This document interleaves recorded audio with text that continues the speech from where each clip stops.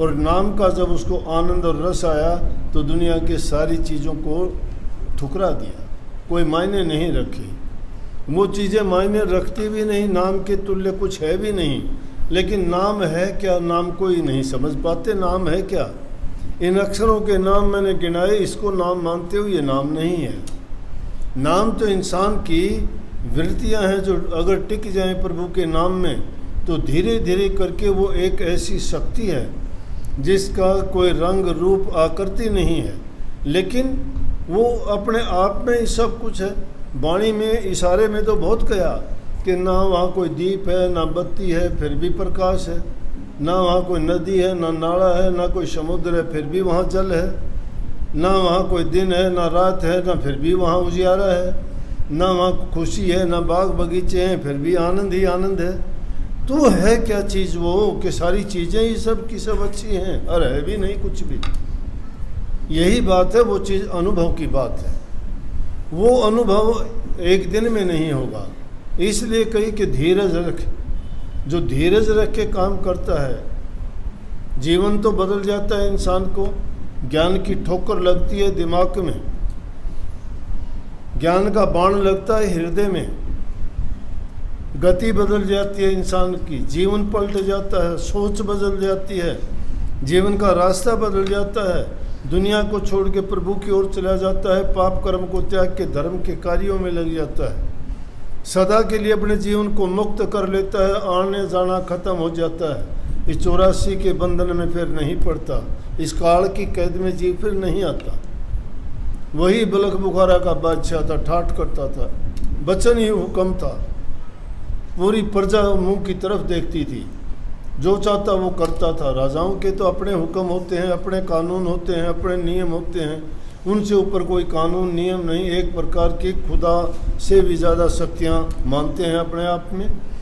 वो किसी को गिनते ही नहीं हैं, जिसको चाहें जो करें। लेकिन एक छोटी सी बात ने बदल ली, ज्ञान जरूरी नहीं है तुम्हें किसी गुरु के रूप में मिले, किसी ऋषि के रूप में मिले, किसी संत के रूप में मिले। वो परमात्मा सबके लिए ऐसा अवसर देता है, ऐसी घड़ी आती है जीवन में, हर इंसान को ठोकर लगती है, उस ठोकर से उसको जो समझ जाता है जीवन बदल लेता है। और जो ठोकर खा के भी अपना मुंह पिटवाना जानता है, वो रोज़ाना पिटवाता रहता है, उस समझता नहीं है। वो उस गधे की दुम की तरह से अपनी पीठ को बना लेता है कि जिस पे कुम्हार के डंडे खाने तो उसको पसंद हैं, लेकिन बदलना उसको मंजूर नहीं है। देखते होंगे कुम्हार ईंटें लाद के, और जब गधे को आगे कहता है कि चल, वो नहीं चलता, धीरे चलता है वजन लदा के। कोई नहीं चल सकता वजन लदा, कैसे चलेगा? कुम्हार जाता है, अगर 4 गेड़े ज़्यादा कर दे तो मेरी आमदनी ज़्यादा होगी। उसकी पीठ पर वो डंडा बरसाता है, लेकिन वो पीठ को बाकी कर लेगा, टेढ़ी कर लेगा, आगे नहीं जाएगा। ऐसे ही इंसान की हालत है, दुनियादारी का बोझ लदा के उनकी रोज़ाना जूत खाता है, घर से खाता है, बेटे पोतों के खाता है, पत्नी के खाता है, दुनियादारी के खाता है, लेकिन प्रभु के नाम की ओर चलना बड़ा कठिन है।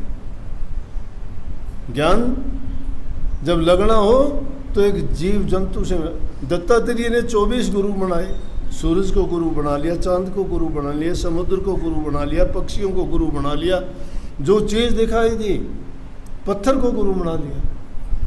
गुरु नाम ज्ञान का है, जिससे ज्ञान मिल गया, समझ मिल गई, वो तुम्हारा गुरु है। जिसने तुम्हारा हृदय परिवर्तन कर दिया, जिसने तुम्हारी बुराइयां मिटा दी, जिसने तुम्हें सत्य का रास्ता दिखा दिया, गुरु। बलख बुखारा का बादशाह रोजाना सवामण फूलों की सेज पर सोता है, ठाठ से सोता है, आनंद आता है, खुशबू आती है, कोई परवाह ही नहीं। कौन बिछाता है बिस्तर, उसका एक बांदी लगाती है, बचपन से लगाती आई है।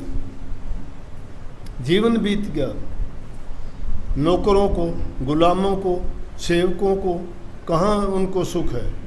वो तो दूसरे के लिए काम करते हैं, उनको ना कोई आराम है, ना अच्छा पहनना है, ना अच्छा ओढ़ना है, ना खाना पीना है। गुलाम है वो, जो उसका स्वामी देता है वो खाता है, जो कहता है वो करता है, जो उसके लिए कुछ भी हुक्म होता है उसका पालना करनी पड़ती है। बांदी का काम है रोज़ाना सेज बिछाती है फूलों की, और राजा उस पर विश्राम करता है। एक दिन थकी थकाई पूरा दिन काम करते हुए राजा की सब सेज लगाई, और उस सेज लगाने के बाद में उसने सोचा राजा बचपन से इस पे सोता आया है, कितना आनंद आता है इस पर, कोई देखता नहीं है, मैं भी आज 1 मिनट इस पर लेट के देखूं कितना आनंद आता है।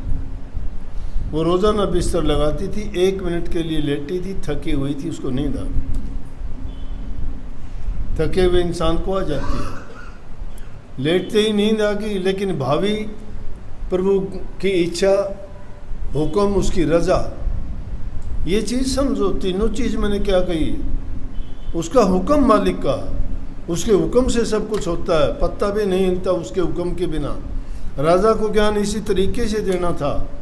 उसकी ठोकर उसके बिस्तर पे थी, और वो ठोकर उसके कहाँ दिमाग में, उसकी बुद्धि में, उसकी अकल में लगनी थी। बांदी सोई पड़ी है, पता ही नहीं लगा कब दिन गया, कितने घंटे हो गए। राजा सोने के लिए आता, देखता है बांदी सोई पड़ी है। राजा की सेज बांदी, रानी तो सो सकती है, वो भी राजा का हुक्म के बिना नहीं, बांदी कैसे सोगी। अब राजा है, राजा को जो है क्रोध आना ही था, क्योंकि तुलना नहीं है, कहाँ राजा, कहाँ गंगोतेली और कहाँ राजा भोज, कहाँ एक नौकरानी, कहाँ राजा उसके बिस्तर पे सोगी। रानी की हिम्मत नहीं होती, बिना हुक्म के वो उसके शयन कक्ष में नहीं आ सकती, और बांदी उसके बिस्तर पे सोई है। आओ देखा ना आओ देखा, कोड़ा उठाया राजा ने, पीटना शुरू कर दिया बांदी को।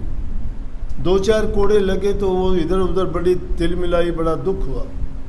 लेकिन कोड़े उसको लगते हुए उसको समझ आई कि तुझे सज़ा मिली, तेरी गलती है। गलती क्या कि राजा की सेज पे सोई है, सज़ा तो मिलेगी तुझे। लेकिन दूसरे ही पल उसको ख्याल आया कि तुम 1-2 घंटा सो गई होगी, और 1-2 घंटे सोने पे इतनी बड़ी सज़ा मिली है। ये राजा तो बचपन से सोता आया, इसको कितनी सज़ा मिलेगी। थोड़ा तो उसने सुना, लेकिन उसके बाद क्या हुआ, उसके बाद हंसना शुरू कर दिया। राजा कोड़े बरसाता है, वो हंसती है। राजा कोड़े बरसाते बरसाते हाथ से कोड़ा छूट गया, और उससे कहने लगा, बांदी बात बता, बात क्या है, तेरे शरीर पे खून निकलने लग गया, मैंने इतने कोड़े बरसाए हैं और तू हंस रही है। मुझे ये बात समझा दे, हंसी क्या है। ये वो ठोकर थी जिसने राजा के जीवन को बदल दिया। बोले ऐसी कौन सी बात है कि जिसके कारण तुझे हंसी आ रही है। बोले कुछ भी नहीं राजा, दो सजा दो मुझे। बोला नहीं, मुझे बात बता। राजा बात क्या बताऊं कि मैं यहाँ आपकी सेज पे 1-2 घंटे सो गई होंगी, उसकी सज़ा मुझे इस रूप में आप दे रहे हो। आप बचपन से इस सेज पे सोते आए हो, आपका क्या हाल होगा, मुझे ये बात मेरे दिमाग में आई, मैं सोच के ये हंसी आ रही। राजा के दिमाग में लगी, तीर निशाने पे लग गया। प्रभु ने जो तरीका अपनाया था वो सही गुजरा, उसके दिमाग में आई कि बात तो ठीक है। उसने उसी टाइम सोचा कि बांदी ने बहुत ऊंची बात कह दी, रास्ता बदल। और उसी टाइम कह दिया, बांदी तू बांदी नहीं है, तू तो मेरी गुरु बन के निकली। तूने मुझे रास्ता दिखा दिया कि जिस रास्ते पे चल के मैं अपने जीवन को संवार लूँगा। प्रभु की भक्ति का रास्ता तूने दिखा दिया। और उसने कहा कि बांदी तू मेरे गुरा समान तनरा बता दिया प्यारे, तू तो मेरी गुरु होके निकली है। ये थी कि धीरा रे मन धीरा, अरे मन धीरज रख, एक दिन में काम नहीं होगा। और वही बलख बुखारा का बादशाह जाके कबीर साहब के पास जाके कहता मुझे नाम की बख्शीश दे दो। बोला नाम मिलेगा, नहीं दिया नाम। कबीर साहब जानते थे नाम के काबिल होगा जब नाम मिलेगा, आज की तरह नहीं ठग चोर डाकू कोई भी आ जाए सबको देते, आ जा भाई। क्यों? आज का युग कलयुग का है। कलयुग में जीवों को अगर खाली छोड़ दिया गया तो और ज़्यादा बिगड़ेंगे, सुधर नहीं सकेंगे। अगर ये सोचते सुधर जाएंगे, नहीं, और ज़्यादा बिगड़ेंगे। इसलिए कम से कम अगर उनको नाम दे दिया जाए तो उस नाम के बंधन में मर्यादा बन जाती है। वो कोई 2-4% बिगड़ गए तो अलग बात है, नहीं तो वो लोग उसको मानते हैं, उस रास्ते पे चल पड़ते हैं। अगर उनकी मुक्ति नहीं होती, भक्ति नहीं करते, तो कम से कम बुराइयां तो छूट जाती हैं। कितने लोगों की शराब छूटी, कितने लोगों के आपने देखे होंगे। कोई आपको बीड़ी सिगरेट पीता हुआ मिलता है क्या? मैंने अपनी ज़िंदगी में बीड़ी सिगरेट पी। आज सत्संगियों को मैं कहता हूँ बीड़ी सिगरेट ना पियो, नहीं पीते, वचन को मानते हैं। जो इतने ही वचन को मान लेगा तो इसका मतलब ध्यान, अभ्यास, सुमरण की बात कहता हूँ तो वो भी मानते हैं। जीवन का सुधार हो जाता है। अगर भाई रुई खराब हो जाए, बारिश में भीग जाए, नीचे गिर जाए, आंधी से उसमें कुछ दूसरी चीज़ मिल जाए तो वो साफ सफ़ेद नहीं होगी, तो काली पीली कुछ बच जाएगी, तो उसका अच्छा कपड़ा नहीं बनेगा, तो दरी दोलड़ा किमी तो बन जाएगा। इसलिए जो इंसान अगर भक्ति करके मुक्ति नहीं पा सकते तो उन बुराइयों से तो मुक्ति जरूर पा लेंगे, और जो बुराइयों से मुक्ति पालेगा जरूर आगे बढ़ेगा, पीछे नहीं जाता। इंसानी चोला बहुत मुश्किल से मिलता है। कबीर साहब क्या है? कबीर साहब ना बैठ जाओ, मिलेगा ना, कब मिलेगा?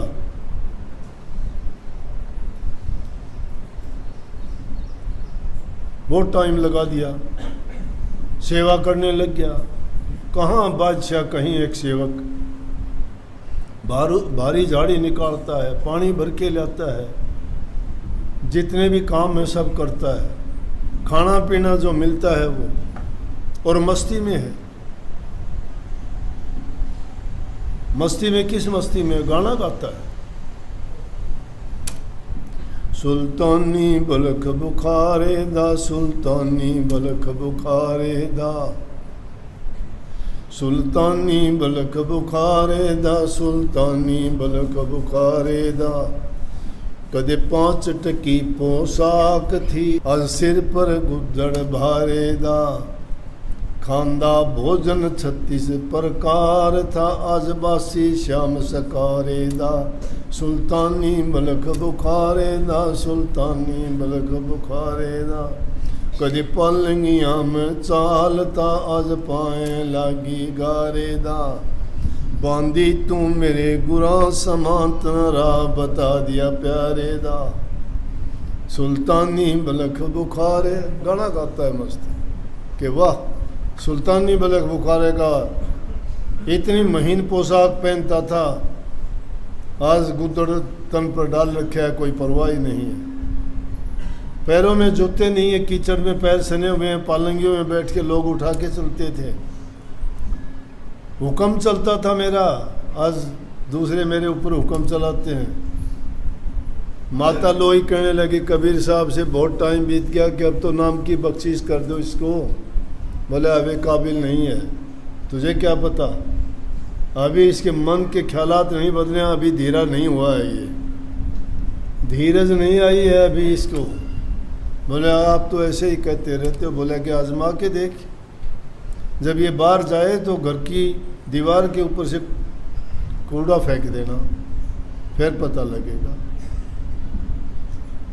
जब घर के साथ से जाने लगा, कूड़ा फेंका और ऊपर देख के कहने लगा, अरे बलख बुखारा नहीं तो बता देता मैं तुझे।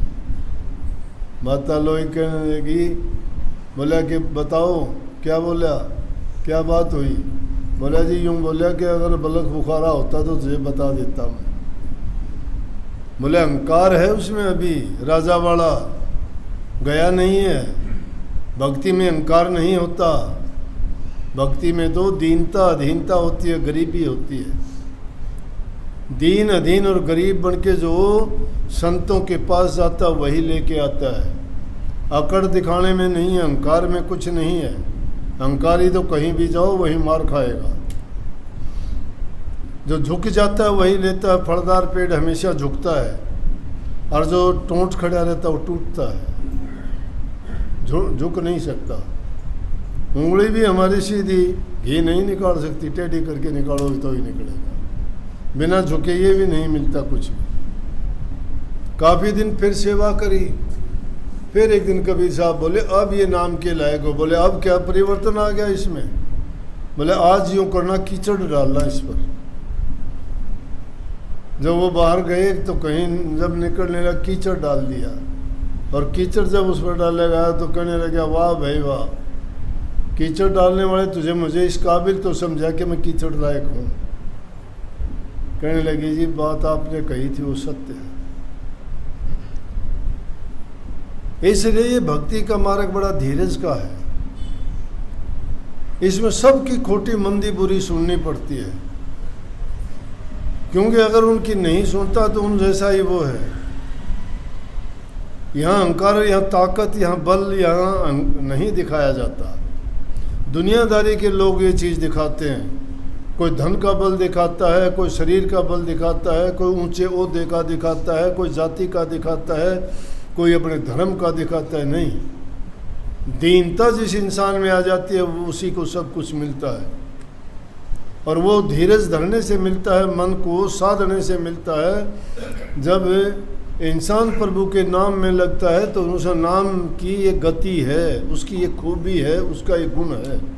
नाम में ये शक्ति है कि जो जो नाम की शक्ति तुम में आती चली जाएगी उतने ही तुम ठंडे होते चले जाओगे, संतोषी होते चले जाओगे, धैर्यवान धीरज होते आ जाएगा, दूसरों के मददगार बन जाओगे, जबान से मीठे बनोगे, सेवा करने में कोई हिचक नहीं करोगे, अपने आप को कुछ नहीं मानोगे।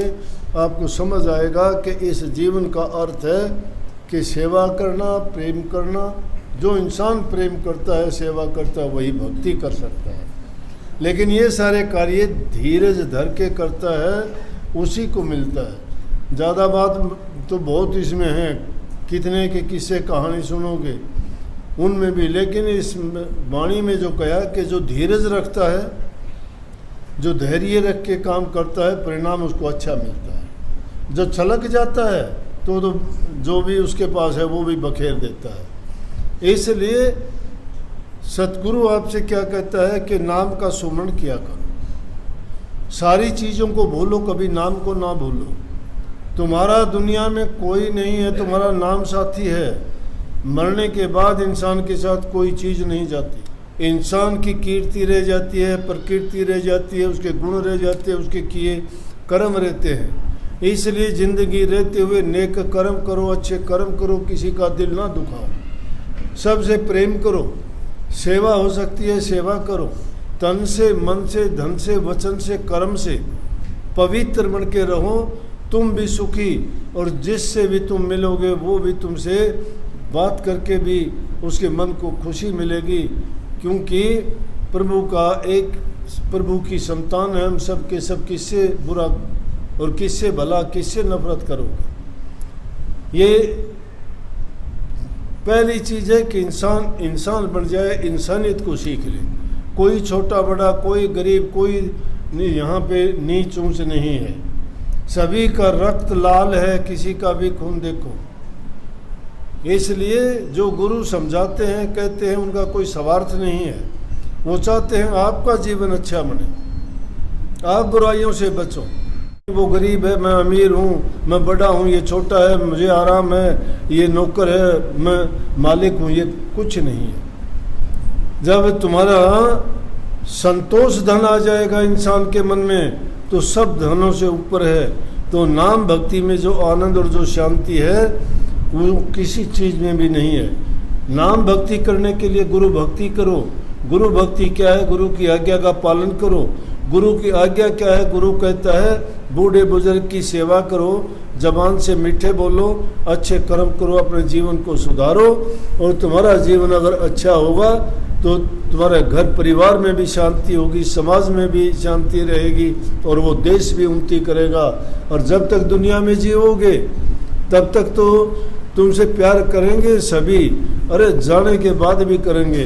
नहीं तो दुनिया में कौन किसको याद करता है? 4 दिन के बाद भूल जाते हैं। 4 दिन नहीं, वो 10 दिन के बाद, 10 दिन बैठते उसके बाद कोई याद नहीं करता किसी को। अगर शक लगे ना किसी को तो घर छोड़ के चले जाना, 10 दिन रोएंगे, 11वें दिन कह देंगे क्या पता कहाँ मरा हुआ कहाँ गया, कोई याद नहीं करेगा। याद किसको करते हैं? नेक कर्म करके जाओ। संत महात्माओं ने किए, आज तक अमर है।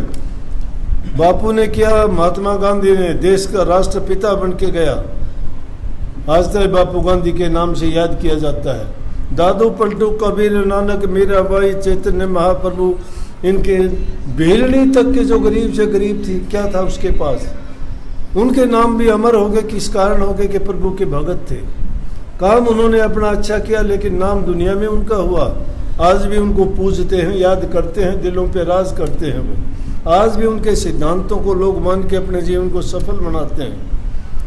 आज भी उनके दिखाए रास्ते पे चल के इंसान का जीवन समर्था बनता है। तो नेक रास्ते, नेक काम करो, सही रास्ते पे चलो।